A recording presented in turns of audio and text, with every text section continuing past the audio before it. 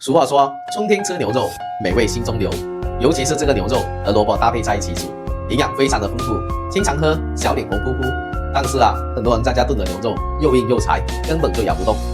其实我们只需要牢记三放两不怕的诀窍，炖出来的牛肉汤鲜香清甜，肉嫩不柴，老人小孩都非常的爱吃。首先牛肉我们要选这种牛腩部位，这个牛腩的瘦肉和脂肪丰富晶莹，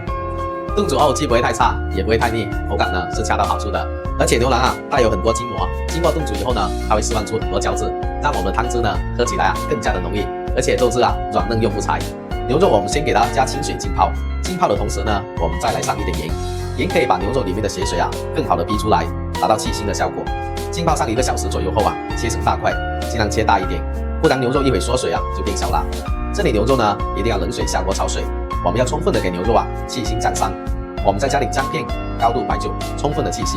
随着温度的升高我们这些血水的杂质呢就全部煮出来了。烧开以后再煮上2-3分钟，撇去它的浮沫，捞出来放入温水中，切记一定要温水。如果是凉水的话呢，肉的组织遇到冷水之后就会立马收缩，肉质就会发柴。我们用温水呢把肉给它清洗干净。家人们，我每天都会分享营养又健康的美食，您要是喜欢的话，记得留个关注，方便以后想吃不会做的时候还能找得到我。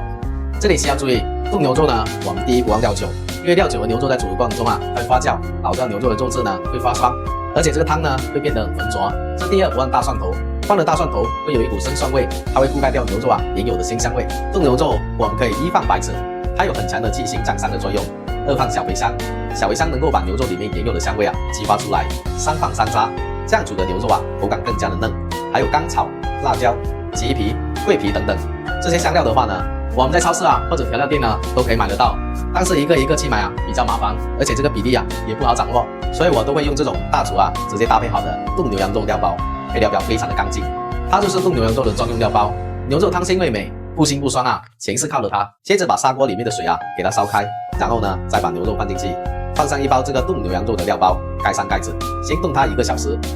这俗话说，大火煲浓汤，小火炖清汤，所以我们这个时候一定要开小火，慢慢的给它炖一下。时间到了，我们再放入一些白萝卜和胡萝卜，它会更加的鲜甜。牛肉和萝卜搭配在一起牛肉汤真的是绝配。再来上几粒枸杞，盖上盖子继续炖。